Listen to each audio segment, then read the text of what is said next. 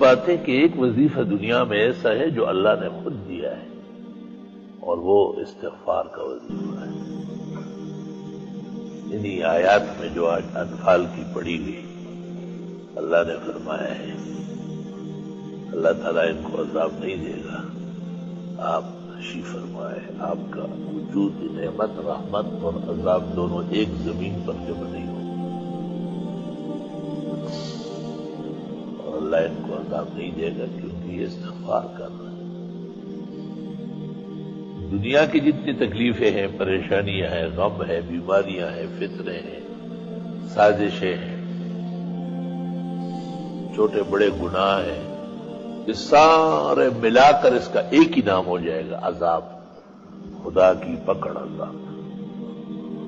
تو فرمایا عذاب رک جائے گا استغفار کے ہوتے ہوئے۔ پھر جب عذاب رکتا ہے، بیماری جاتی ہے، تکلیفیں ختم ہوتی ہے، فتنے ٹلتے ہیں، تو پھر ضرورت ہوتی ہے بحالی کی۔ تو سورۃ ہود میں کہا ہے کہ استغفار کرو، صحت بحال ہو جائے گی، زندگی بہترین ہو جائے گی، تمام طاقت توانائی بحال کرو۔ پھر جب بلائیں بھی ٹل گئی، صحت اور عافیت بھی آ گئی، تو اب کچھ نعمتیں چاہیے، جیسے بخشش ہے، جنت ہے، دنیا میں مال ہے، بیٹے ہیں، بارشیں ہیں، آبادکاریاں ہیں، نہریں ہیں، چشمے ہیں۔ سورۃ نوح میں کہا فَقُلْتُ اسْتَغْفِرُوا رَبَّكُمْ، نوح علیہ السلام کہتے ہیں میں تو ان کو کہہ چکا ہوں استغفار کرو، یغفر لکم ذنوبکم، اللہ معاف کر دے، اور آسمان سے موسلادھار بارش بھیج دے، وَيُمْدِدُكُمْ بِأَمْوَالٍ وَبَنِينَ، مدد دے دے گا، مال اور بیٹے دے گا، وَيَجْعَلْ لَكُمْ جَنَّاتٍ، اور دے دے گا تم کو باغات، نہریں، چشمے دنیا میں، اور آخرت میں جنت ہے، وَيَجْعَلْ لَكُمْ أَنْهَارًا، تمہاری نہریں جاری ہو جائیں گی، تفسیر کی نہر، حدیث کی نہر، فقہ کی نہر، ناظرہ کی نہر، حفظ کی نہر، تجوید کی نہر، ادادی اور دور حدیث تخصصات، پورے عالم میں آواز گونج، توحید کے چرچے، سنتوں کی اشاعت، رد شرک اور بدعت، رد رسم فاسد، رد ماحولیات قبیحہ، رد منکرات، تلقین المعروف والحسنات۔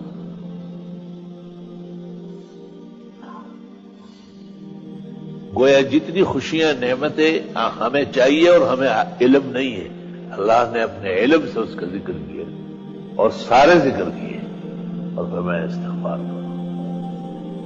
استغفار کے لیے تو فقہا کہتے ہیں قبلہ رخ ہونا بھی ضروری نہیں، استغفار کے لیے کسی خاص ہیئت کی بھی حاجت نہیں، اٹھتے بیٹھتے آتے جاتے استغفار کر سکتے ہیں۔ دنیاوی نہیں، دینی اور دنیا دونوں کے مسائل ہیں۔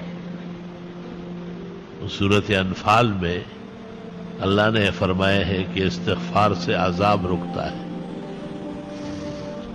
سورۃ ہود میں فرمایا ہے کہ طاقت تمہاری بڑھ جائے گی، استغفار کرتے رہو، سورہ نوح میں فرمایا انہ کان غفارا، استغفار سے اللہ گناہ بخش دے گا، یرسل السماء علیکم مدرارا، باران رحمت موسلادھار برسے گا، وَيُمْدِدُكُمْ بِأَمْوَالٍ وَبَنِينَ، مدد کر دے گا تمہاری مال اور بیٹے دے گا۔ سید الاستغفار یہ تو بہت ہی اعلیٰ و عرفہ ہے، جس کو سید الرسل والنبیین، سید الاولیاء والمتقین، سید الغرر المحجلین، سید الشفعاء یوم الدین، نبی کریم صلی اللہ علیہ وسلم نے سید الاستغفار فرمایا، وہ تو بہت ہی اعلیٰ و عرفہ ہے، لیکن وہ طویل ہے۔ صرف اتنا کہنا بھی کافی ہے، استغفر اللہ استغفر اللہ۔ امام ترمذی نے اوزاعی سے نقل کیا استغفر اللہ ربی، امام بخاری فرماتے استغفر اللہ واتوب الیہ، حافظ ابن حجر فرماتے سب سے بہترین استغفر اللہ ربی من کل ذنب واتوب الیہ، اور استغفر اللہ العظیم الذی لا الہ الا هو الحی القیوم واتوب الیہ، یہ 3 دفعہ پڑھا جائے تو گناہ اگر سمندر کے جھاگ کے برابر ہو معاف ہو جائیں گے، دنیا کے درختوں کے پتوں کے برابر ہو معاف ہو جائیں گے، دنیا کے دنوں کی تعداد میں ہو معاف ہو جائیں گے۔ ریت کا ایک ٹیلا اور پہاڑی، کتنے اس میں ریت کے دانے ہوں گے، اس قدر بھی گناہ ہو تو اللہ معاف فرما دے گا اور مدد کر دے گا تمہاری مال اور بیٹے دے کر۔ استغفار کا پہلا فائدہ بخشش، لائن کلیئر، دوسرا فائدہ آبادی، تیسرا فائدہ مال، چوتھا فائدہ بیٹے۔ کہتے ہیں کہ اگر حضرت علی رضی اللہ عنہ، حضرت حسن بصری، شیخ عبد القادر جیلانی، معین الدین چشتی، سارے مل کے ان سے 100 مرتبہ کوئی مانگے، اس سے بڑھ کر وظیفہ نہیں مانگ سکتے۔ یہ سب سے اعلیٰ وظیفہ ہے جو اللہ خود دے رہے، استغفار کا وظیفہ۔ بیٹے، کتنے بیٹے؟ یہ دیکھو کتنے بیٹے آئے ہوئے ہیں، عرب و عجم کے، شرق اور غرب کے، بے حساب، اور پتہ نہیں جب زندگی بے وفا زندگی ساتھ دے گی تو کتنے آتے رہیں گے۔ 2 اعمال ایسے ہیں جو تمام اعمال سے بے نیاز کرتے ہیں۔ ایک استغفار کی کثرت استغفار سے بلائے، آفات، سازشیں، تکالیف، مصائب، شدائد، پریشانیاں، غم، ہم سب ختم ہو جائیں۔ سورہ انفال۔ استغفار کی کثرت سے طاقت، توانائی، صحت، شباب، گزرے ہوئے اوقات، صلاح الاعمال، ان کی توفیق بحال ہو جائے گی۔ سورہ ہود۔ جتنی نعمتیں چاہیے، مال و اولاد، بیٹے اور خزانے، نہریں اور باغات، جنتیں اور چشمے، استغفار ہی سے ملیں گے۔ سورہ نوح۔ جو کثرت سے استغفار کرے گا اللہ اس کی پریشانی دور کرے گا، اللہ اس کو ہمیشہ تنگی سے نکالے گا، ایسا رزق دے گا کبھی سوچا بھی نہیں ہوگا۔ ابو داؤد عن ابن عباس، حدیث مرفوع متصل اصح الاسانید۔ استغفار کی کثرت اور لزوم دونوں ضروری ہے۔ من اکثر الاستغفار ومن لزم الاستغفار۔ ایک تو قلت فائدہ مند نہیں ہے، کثرت چاہیے۔ طلبہ نے پوچھا کہ کثرت اور قلت کا کیا فرق ہے؟ بہت سارے تجربات کے بعد پتہ چلا کہ 1200 تک کم از کم ہونا چاہیے یومیہ، اور 12,000 ہو جائے تو کیا کہنا ہے۔ استغفار کے فوائد اور برکات بہت زیادہ ہے اور فائدہ نقد ہے۔ نسائی کی ایک روایت میں ہے کہ جو استغفار کا عادی ہو اور اس کے اعمال میں استغفار کی کثرت ہے، لزوم ہے، فانتحسلا، کبھی ہتھیار اٹھانے کی نوبت نہیں آئے گی، اور فانتحسلا، کبھی اس کے خلاف ہتھیار نہیں اٹھے گا، مؤثر نہیں۔ اس سے بڑھ کر زبردست حفاظتی حصار اور کیا ہو۔ استغفار کے لیے طویل آداب بھی نہیں ہے کہ ضرور اس کو بہت اچھا ہے، ضروری نہیں ہے۔ ذکر ہے، ذکر ہر حال میں جائز ہے، جنابت میں بھی، حیض میں بھی، نفاس میں بھی، بے وضوئی میں بھی۔ ہاں دل چاہتا ہے اور افضل ہے آدمی پاک صاف ہو، لیکن حائض کو، نفسا کو، جنبی کو علماء امت نے اذکار سے منع نہیں فرمایا ہے، وہ اللہ کا نام لے سکتے ہیں۔ استغفار ذکر الہی ہے، یعنی اٹھتے بیٹھتے، آتے جاتے، ہر حال میں استغفار جائے۔ لا الہ الا اللہ، استغفر اللہ واتوب۔ پیرانی پیر شیخ عبد القادر جیلانی نے ایک موقع پر لکھا ہے کہ جن کو استغفار کا پتہ ہے اور پھر وہ پریشان ہوتا ہے، فرمایا بہت بڑا کذاب اور جھوٹا ہے۔ یہ تو خدا کا فیصلہ ہے کہ آپ استغفار کریں، میں پریشانیاں دور کروں۔ اب یہ کہ ہمیں محبت چاہیے، آرام چاہیے، عزت چاہیے، حلال دولت چاہیے، وقار چاہیے، حفاظت چاہیے، خدا تیری نصرت چاہیے، بندوں کے ہر شر فساد سے بچت چاہیے۔ اس کا ذکر اللہ نے سورۃ نوح میں کیا ہے، 29ویں پارے میں، کہ یہ بھی استغفار سے ہو لے۔ سارا کام استغفار سے ہوگا۔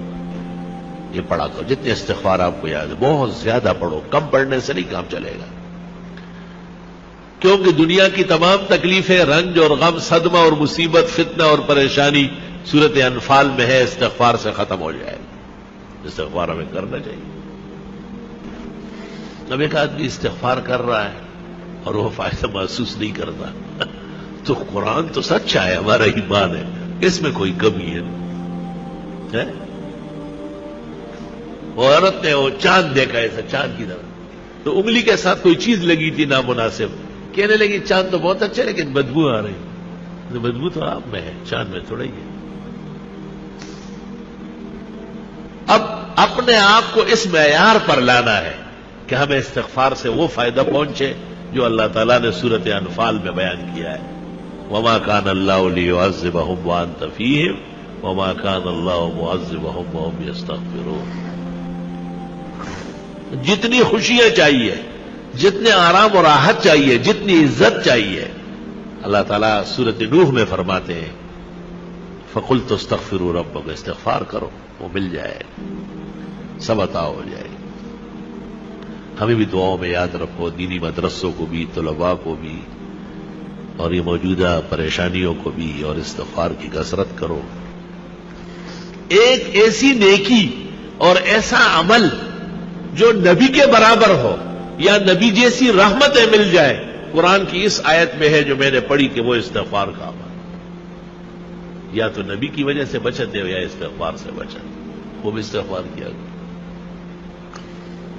بعض راتیں مناؤ، باقاعدہ بعض اوقات منا لو کہ بھئی میں سحری میں اٹھوں گا اور سورج نکلنے تک استغفار کروں، اور میں جمعے کی نماز کے لیے 2 گھنٹے پہلے آؤں گا، سورت کاف پڑھوں گا، 100 مرتبہ درود ابراہیمی پڑھوں گا، بس پھر جمعے تک استغفار کروں۔ جمعے میں اتنا ٹائم نہیں ہے، چلو عصر سے مغرب صحیح ہے، مغرب سے عشاء تک کچھ تو ادھر کنڈے زویا سوخ بویا، کچھ تو کرے آپ، اپنے آپ کو ذرا قیمتی بنا، اور 5 سے لے کے 10 دن میں 10,000 مرتبہ استغفر اللہ ربی من کل ذنب واتوب الیہ، استغفر اللہ الذی لا الہ الا هو الحی القیوم واتوب الیہ، پھر 35 دنوں کے اندر 75,000 مرتبہ، اور پھر 40 دن کے اندر 1,00,000۔ کوئی دعا ایسی کائنات کی نہیں جو قبول نہ ہو، خاص کر رزق کی تنگی، مالی تنگی، سب کے سب چھٹ جائیں گے۔ دوسرا کام استغفار کا ہے مرادیں پوری ہونا، دعائیں قبول ہونا۔ پیسوں کے لیے آپ استغفار کی کثرت کریں، جو شخص کہتے مجھے پیسے ملنے چاہیے، استغفار کی کثرت کریں۔ یہ گپ شپ کی جگہ نہیں، یہ حقیقت کی جگہ ہے۔ ہم سارے ادارے، 10 ادارے کروڑوں کے اسی استغفار سے چلا، مجھ جیسے کمزور کو کوئی چندہ دیتا ہے یا میں نے کسی سے چندہ لینا ہے تو ہمارا فنکار کرو۔ مال کے لیے مت پریشان ہو، میری بہت ہی درخواست ہے، مال اللہ کے ہاں ہے۔ اللہ تعالیٰ سے کہے میں آپ کا دین پڑھ رہا ہوں، مجھے مال کے لیے جو ہے نا میں صبر نہ بنائے، اور اپنی شان کے مطابق عطا فرمائے۔